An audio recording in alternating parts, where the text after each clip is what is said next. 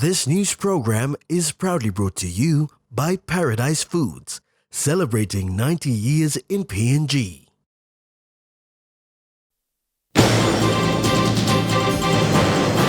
Pacific Institute of Leadership and Governance name changed.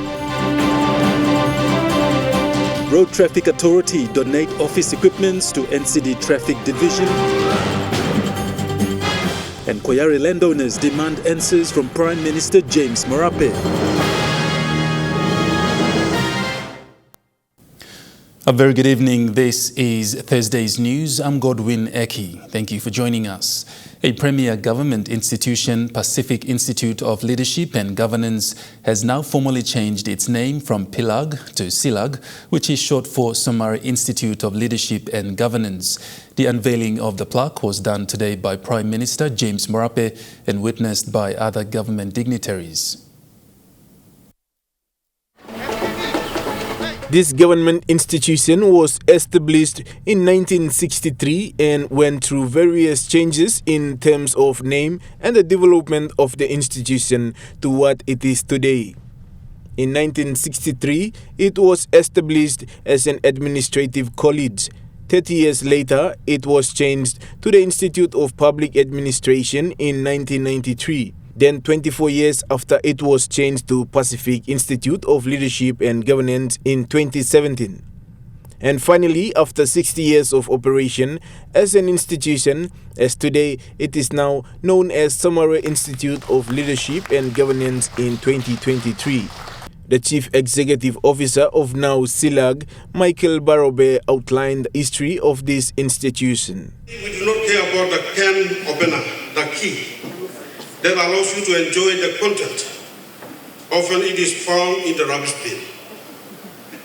The Bully Beef Club name is synonymous with the history of this institution and the country. Our founding fathers, including the then young Michael Somare, talked about the future of this country while enjoying the bully beef here. The institution served many public servants who now hold various positions in the government and private sectors around the country. The SILAG Board Chair Lady and the Department of Personnel Management Secretary, Taiye Sansen, highlighted the institution's vision. Public servants and driven by innovative learning. In our values, we must operate in robust governance framework to maintain quality of our products and services, maintain our corporate image as premier institution, promote professionalism through teamwork, provide high standard of service to our clients, and promote corporate citizens' ethics and inclusive social justice. The Public Service Minister Joe Sungi acknowledged the people of Isipik Province for continuously electing late Grand Chief Sir Michael Somare, and the name will be used in one of the premier institutions where he is also right behind its establishment and transition. The name Somare is not just a name. It has a lot of meaning in it. It has integrity. It has humility. It has respect. It has the most important characteristics that this country has ever walked through with, that is unity. Somare is all about uniting Papua New Guinea. This institution now carries that name. Prime Minister James Marape, who shared the same sentiments with Minister Sungi, said the history and legacy of late Grand Chief Sir Michael Somare should be our inspiration going forward. Certainly, if not prominent in most part of the world, well, in the Pacific, in the Asia, in the Commonwealth, and of course in his own beloved Papua New Guinea, he is an icon of inspiration. And so it is fitting that we stand here today to witness transition of a name from Pacific, and I know there were many transitions that took place earlier, but appropriately now to be named Somare Institute of Leadership and Governance. It is very, very fitting. It was revealed today that by 2027, the Somare Institute of Leadership and Governance will get the university status. Louis Maingu, National Emtv News. Meanwhile, Prime Minister James Marape revealed that government will allocate funding in 2024 budget to see the Somare Institute of Leadership and Governance become a university by 2027.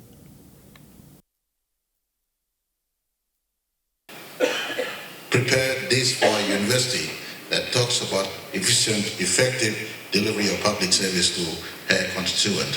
I support the thought about elevating it to university. Is that okay?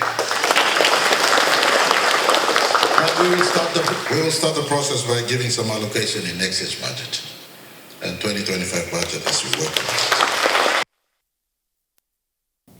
Prime Minister James Marape further affirmed that it will now be made mandatory that in order to work in public service, you have to get a certificate from the Somare Institute of Leadership and Governance. He made this statement today during the unveiling of the plaque to change the name SILAG to SILAG in Port Moresby. Somare Institute of Leadership and Governance serves the interest of the public servants since its establishment in 1963 by upskilling public servants and preparing them to serve the people diligently. Prime Minister James Marape revealed that reforms will be done so everyone who wants to serve in public sector should acquire a certificate from SILAG. Everyone recruited into the public service will be still on probation until he or she passes 100% fully a certificate from the Somare Institute of Leadership. The Chief Secretary to Government, Ivan Pomaleu, alluded to the Prime Minister's statement. The Prime Minister echoed the fact that we must emphasize the SILAG qualifications as an important prerequisite to employment in the public service, promotion in the public service, and those who aspire to be leaders of the public service to be inculcated with the principles and the ethics and the requirements of running government. Meanwhile, the Public Service Minister Joe Sungi urged public servants to follow the footsteps of late Grand Chief Sir Michael Somare when passing out of the institution and serve the people diligently. The name Pacific was there, but now, those of you now, you will be graduating. The first graduates, you will carry the name Somare. So I leave the challenge to you. When you go back to your workplaces, wherever you are in the remote part, and any positions that you come from in the public service, I encourage you and make sure that I challenge you to go back with the name change, and also you must change your character, your behavior, attempt to work early, and commit yourself to serve our people. The Prime Minister strongly encouraged everyone passing out of SILAG going forward to embrace the Somare name and be a good servant of this nation by contributing something for the betterment of this country. Louis Maingu, National Emtv News. To other news now, the Road Traffic Authority made a significant stride today by donating computers, printers and other office equipment to the office of the NCD Traffic Division. The charitable gesture, which took place at the Road Traffic Authority office in Port Moresby, aims to empower the traffic police in their mission to ensure smoother traffic management and enforce road safety regulations. Road Traffic Authority CEO Nelson Terama said the partnership between Road Traffic Authority and Traffic Police has been there for many years. He added this partnership will continue as long as police and RTA exist. This is the partnership that we have established over many years, and we will continue to support each other in terms of logistics, resources, and we will be working also.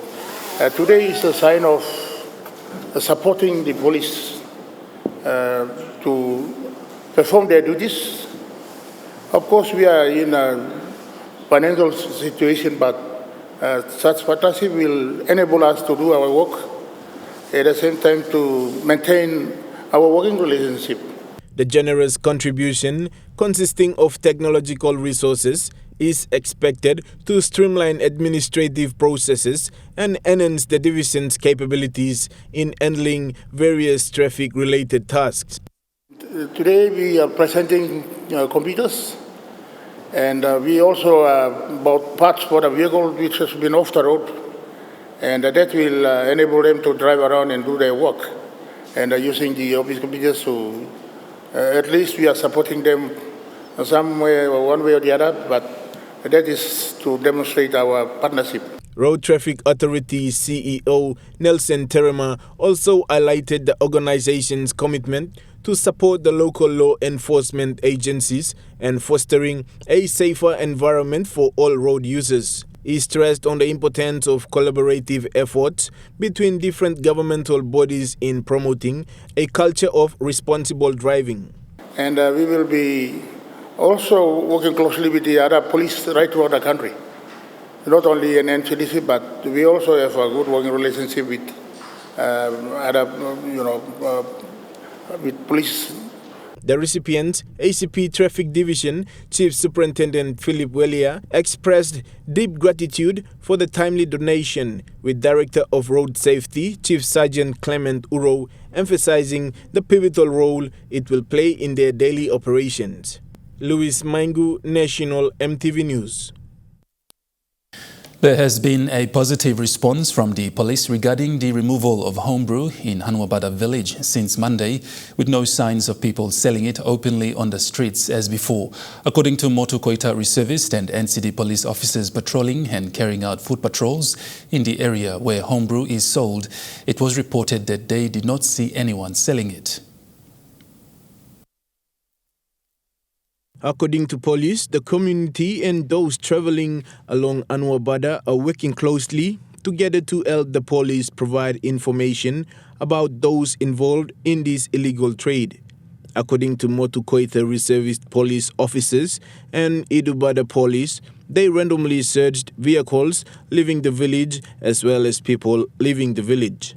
Villagers thank the police officers for keeping the place free, which allows them to move around. Unlike before, they were arrested by drunken people who consumed homebrew. They were also happy with the decision of the NCD police to return to the village and provide services there.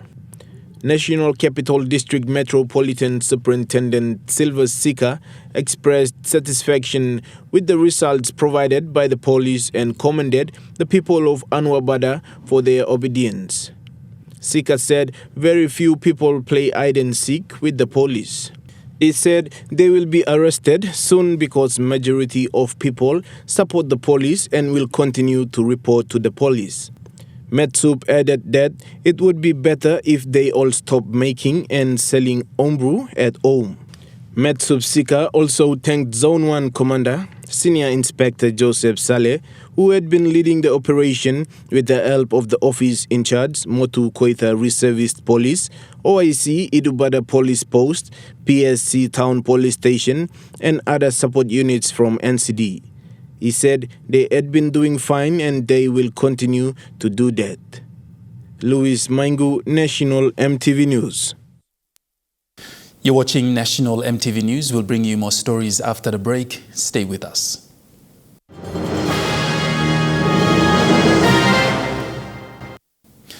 You're watching National Emtv News. The unlawful use of forest clearing authorities as a cover for illegal large-scale logging operations by foreign-owned companies has been further exposed in a report published today by ACNOW.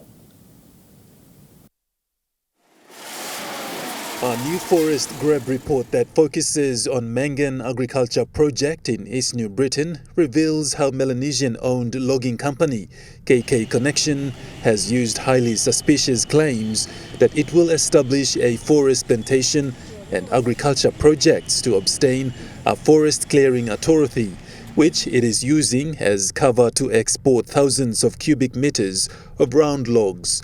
The first report, 10 years without a crop, published last month in conjunction with Jubilee Australia, revealed how another Malaysian-owned logging company, Global Elite Limited, has sold US $31 million, around 115 million kina worth of round logs from the Wami FCA in West Sepik Province, but has not established a promised palm oil or rubber plantation. ACT now is calling on the PNG Forest Authority to cancel the forest clearing authorities for both the Mengen and Wami projects and to impose a moratorium on logging in all FCA areas. Today marks 5 days as Quari landowners stand in solidarity while they await to hear a response from Prime Minister James Marape to a petition presented last Friday. State-owned Enterprises Minister William Duma handed over the petition to the Prime Minister James Marape, stating the concerns of the Quari landowners, demanding that Obed Batia be reinstated. This petition comes after Obed Batia's resignation as PPL boss last month, before taking up the post as PPL CEO, which is served for 2 years. He spent 13 years in the executive management roles. CEO for Quari LLG Matthias Jack, whilst thanking the Prime Minister for receiving their petition, highlighted that the petition was presented on Friday and it is due for a response. The petition was given last week Friday, and it was passed on to the Prime Minister for the state, and today marks the 5 working days ultimatum from our petition. So we are gathered here with the Quari leaders to give support to the reinstatement of the former CEO of PNG Power, Mr. Obed Batia. Since Batia's resignation on October 25, 2023, Quari landowners have stood in solidarity, calling on the NEC and PPL board to reinstate Mr. Batia. According to the chairman of Central Sogeri Holdings Limited, Arua Soge, Batia has over 30 years experience and has contributed immensely to PPL in the various roles he occupied over the years. He then went on to highlight the reasons why Batia's resignation does not sit right with them. The CEO's term would have been afforded the same privilege as others enjoyed to run the entire contract period. And just to come along and suddenly take him off with a couple of months ahead of him doesn't sit down well with the landowners, especially his input and the support that is provided to PNG Power and the mechanisms that are in place, which slowly are beginning to uncover and show and reflect improvements within the system.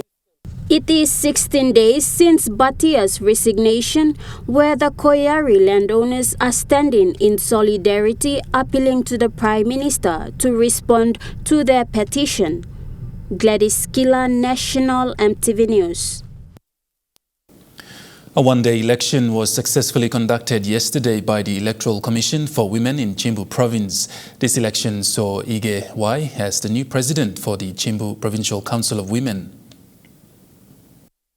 For the election of the new Provincial Council Women President, Mrs. Egwai, was the Simbu election manager Tom Sine, who was impressed on how the election was carried out, saying the women demonstrated maturity and respect for one another and the process of the election. The new president will take over from her predecessor, Mata Kayok. The new elected president for Simbu Women Council, Mrs. Ege Wai, in her speech upon being elected, pointed out that most women face many issues in life and continue to live in all forms of violence, especially around the highlands region of the country. She said she aspires to carry the role she now bears to help her fellow women in the best of her capabilities. Mrs. Wise said women folks are the asset to our society and their ability and capabilities must not be undermined in any decision-making process.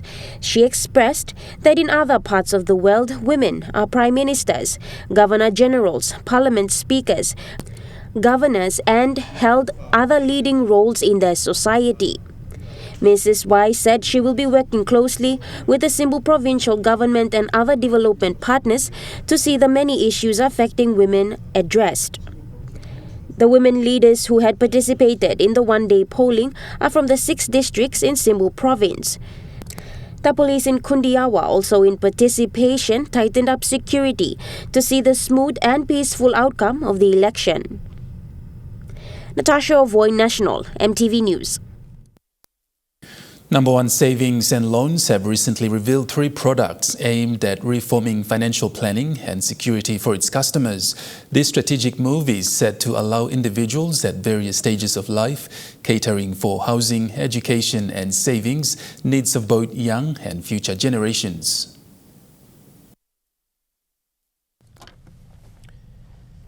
In 2021, Number One Savings and Loans Society launched its new Housing Saver product, which targets young savers. The initiative aims to encourage parents to support their children and build a culture of financial discipline, encouraging individuals to save and build a substantial amount by the time they reach their 30s. This accumulated wealth can be then utilized to meet the equity requirements necessary for purchasing their dream homes. Number One Savings and Loan Society CEO John Lollock said they developed these products that have life-improving benefits. And we commenced the process 3 years ago to start developing products that are consistent and reaffirm our commitment towards having products that have real life improving benefits to our members. And we call it in Pidgin Stratim Sindan product. So, and out of that we commenced the process with the launching of Housing Saver in 2021 and Tertiary Education Saver. Following the success of the Housing Saver, Number One Savings and Loans later introduced the Tertiary Education Saver, geared towards assisting young savers in funding their tertiary education. This program enables students to proactively add funds to relieve the burden of excessive educational expenses, ultimately ensuring a smooth transition into higher education. So the Tertiary Education Saver was to, I suppose, prompt parents, guardians to start putting some money aside. So when the children come at the age of college age, they have adequate finance available to actually support them progress their education to better tertiary education of their choice. Adding to their impressive product, Number One Savings and Loans yesterday launched the Bikini Saver account.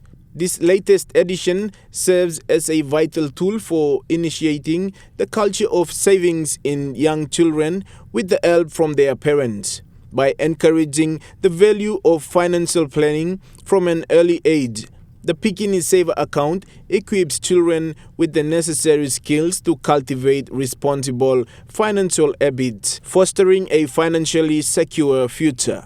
Louis Maingu, National MTV News. The Operation Open Heart program has given thousands of Papua New Guineans a second chance in life. The program that was a service is now a training program led by the Chief Cardiothoracic Surgeon, Dr. Noah Tapaua. Over the last 26 years, the program was only focused on providing surgical heart operation assistance. This has expanded to imparting skills to local cardiothoracic surgeons, ICU nurses, and eventually having a specialist team carrying out provincial pediatric cardiac screening and closed-heart surgeries, patent ductus, arteriosis, or PDA litigations at the Port Moresby General Hospital Cardiac Unit. BSP Corporate Sponsorship Manager Amelia Minopu, whilst presenting an annual donation of 100,000 kina to the Operation Open Heart team, highlighted that BSP is pleased to continue its assistance, totaling over 2.2 million since 2000. BSP's support towards the program not only saves lives, but assists local medical team enhance their skills. Minopu said this support will allow the surgeons to continue saving lives and also provide a place for patients to recover after their surgery. CEO of Port Moresby General Hospital, Dr. Paki Molumi, said Operation Open Heart has been a great success for this country. To date, over 2,000 children have been operated on who now live normal lives and contribute to the economy of the country. Thanks to the BSP for the partnership for coming to Port Moresby General Hospital. Molumi said the staff is excited to take this program to another level. He added through the support of corporate organizations like BSP, the Operation Open Heart team has visited over 12 provinces, screening children who have undergone surgery by the local medical team. Gladys Kila, National Emtv News.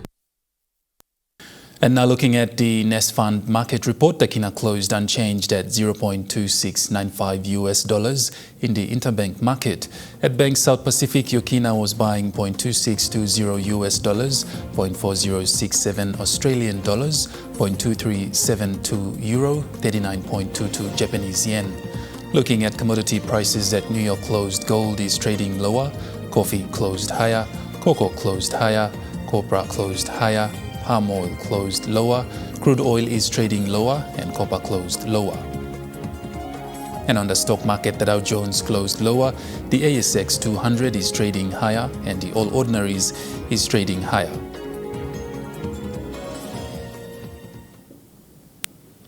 National Emtv News continues after the break. Stay with us.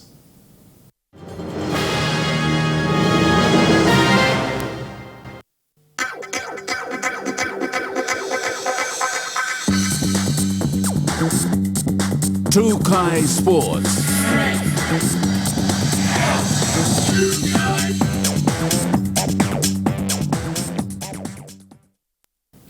Welcome to Quari Sports. With the interest of the athletes at heart, the Board of Papua New Guinea Olympic Committee Inc. resolved at its meeting on the 8th of this month to extend the payment deadline for national sports federations to pay the mandated 2,000 kina levy fee per athlete and official for the upcoming Pacific Games. The extended deadline is set for 12 midday on Friday, the 10th of November this year. This morning, the PNG Olympic Committee has contacted sports that have yet to pay in full and urged them to meet their obligations to their athletes. The PNG Olympic Committee has stressed that this is the final deadline extension of payments. At present, outstanding levies remain due from the sports of bodybuilding, powerlifting, table tennis, including para-table tennis, taekwondo, triathlon, basketball, football, hockey and touch. These total to an amount of 349,500 kina. Sports that have paid in full are athletics, including para-athletics, boxing, golf, swimming, tennis, va'a, netball, volleyball, rugby sevens and weightlifting. In acknowledging that some sports have made part payments or provided undertakings to pay, the board stressed that such efforts fall short of the commitment made by these sports to the nation and Team PNG when they applied for justification over 2 years ago. The board now calls on national federations of affected sports to meet their obligations for their athletes as soon as possible. Natasha Avoy, Quari Sports. Papua New Guinea Rotary donated 500 mosquito nets to Team PNG this afternoon in Port Moresby. These nets will be used by Team PNG athletes in camp during the Games. With just days to the 2023 Pacific Games, Team PNG continues to receive support from the society. Today saw 2 donations of essentials for Team PNG from the Port Moresby Rotary Against Malaria and WR Carpenters. Rotary Against Malaria donated a total of 500 mosquito repellent nets to Team PNG, emphasizing on the importance of keeping safe from sicknesses brought on by insects as athletes maintain good health for the games. With the evening becoming a time for giving, Team PNG received yet another donation of foodstuff from WR Carpenters through their Globe Manufacturer branch. This donation saw 20 cartons each of 2 types of Globe corned beef and number 1 tea bags. The donation were very much acknowledged and appreciated by Team PNG Chef de Mission, Faizina Lalo, who emphasized that the donations will very much help Team PNG at the Games.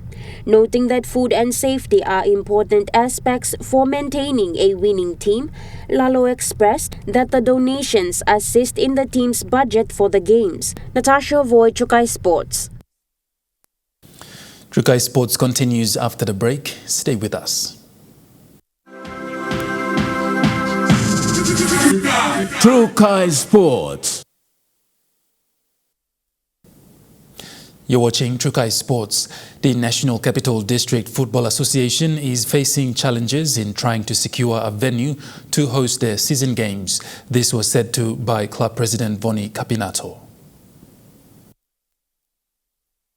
According to the President, Vonnie Kapinato, hosting their seasonal games is now a concern due to non-availability of venues, causing inconvenience to the competition. Hence, the competition will now have to be deferred. I think our biggest struggle is the venue for us to have our competition in time. Normally, the calendar of the competition should kick off every March or April, but we are the only association have to wait whatever venue we have in between the year that we can host ours. And even though with those struggles, we never gave up, we never failed our stakeholders, we always have our competition on. So that's the only thing. Hopefully one day NCD can be, our governor can see that, because if you can see, we have so many people around the city and the urban areas, the settlements, and I think we are the only association have thousands of players. Don't ever forget that one club, one division, 30 players. You multiply that to how many teams in one club, it's thousands of kids. She said they do not have a venue but are willing to wait until a venue is made available so they can start off their competition. NCDFA does not have a football ground, but through President Kapinato's passion and love for football, she was able to acquire the Sejongai Stadium football field to host their 10-team competition that will kickstart this weekend under the NCDFA, which is a fully membered football association body. It would be good one day if NCD, the governor and the authority can see what we have done for the city. That will be a great help for us. And not only that, we will announce it sooner because we are involved in the schools in the city. Because I have received hundreds of requests from many schools in the city to be part of us and part of our academy. That's encouraging. Then where is my venue to host those events? The competition has so far 70 teams that are expected to compete, including the under-12s, 15s, 17s and 19s on Tuesday, Wednesdays and Thursdays, and the senior divisions to play their games over the weekends. The National Football Association will be introducing its under-12 boys and girls competition this week at the Sejongai Stadium. As mentioned during the NCDFA's press conference, they will be introducing their first ever under-12s competition. They are now making a call out to the public, especially parents who are interested to have their child participate, could bring them down to the Sejongai Stadium. NCDFA focuses on junior development, where these young players can be taught on how to becoming better footballers on the field, but also instill discipline. For the first time, we have 12-year-olds, under 12, in our competition. So if there's anyone out there who's willing to send your child to compete in this, why not? NCDFA is privileged to announce the introduction of their junior sports this season. For the first time, they'll be having 12-year-olds participate in their under-12s competition. Call out to any corporate houses or business houses if you want to partner with us, if you want to come and promote your messages or, we are open. Come and let's come and have fun with the young people of NCD. Yeah. So call outs to all the corporate houses who want to come and just market and promote their organizations as well. The Vice President Keimelo encourages corporate or business houses to take part in the event hosted by NCDFA by showing their support for the young children and also to market their business. That ends Trukai Sports. The Money Plus weather report is next. Stay with us. Trukai Sports.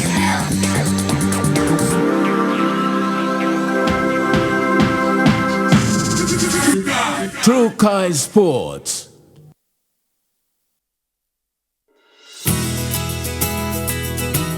This weather update is proudly brought to you by Money Plus, with you always.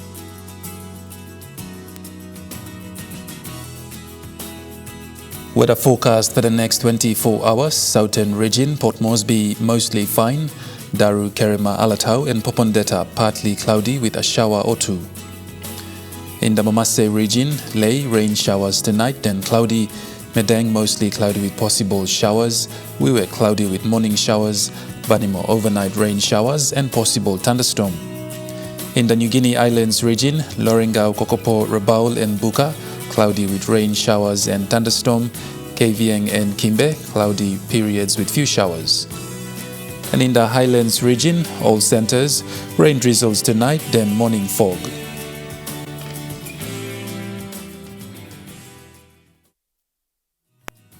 The weather update was proudly brought to you by Money Plus, with you always. And that wraps up the news, sports and weather for Thursday, the 9th of November 2023. From all of us here, pleasant viewing. Good night.